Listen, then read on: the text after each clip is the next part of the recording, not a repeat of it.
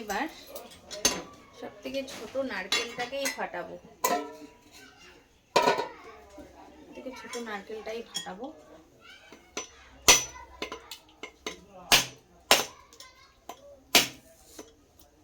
ভয়ে ভয়ে আমি ফাটাই নারকেল, কারণ আমি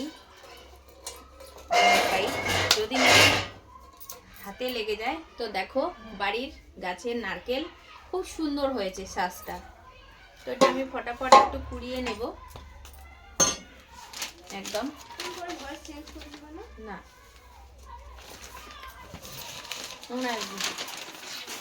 এটাতে আমি একটু কুড়িয়ে নেই ফটাফট করে।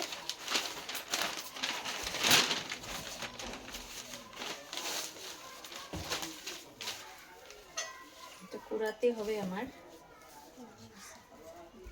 তো চলো নারকেলটা কুড়িয়ে নেই।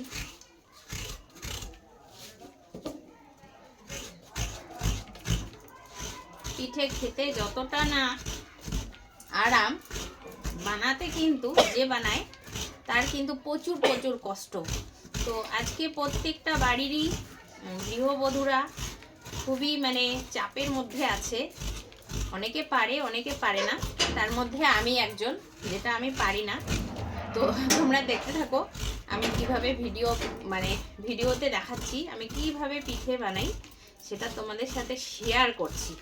ঠিক আছে, আদৌ ঠিকঠাক বানাতে পারছি কি না সেটা তোমরা দেখো। তো দেখবে, তারপরে বুঝতে পারবে যে আসলেও আমি পারি না।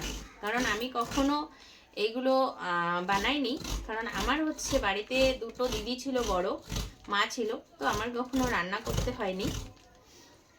আর সব থেকে বড় কথা, আমি অনেক ছোটতেই চলে এসেছি বিয়ে হয়ে। তো অতটা সময় লাগেনি, যে কিছু শিখতে গেলে একটা সময় দরকার হয়, সেই সময়টা আমি পাইনি। তো তার আগেই আমার বিয়ে হয়ে গেছে। তো এই জন্য চোখে দেখে দেখে, সবার দেখে দেখে আর কি আমি একটু করার চেষ্টা করি।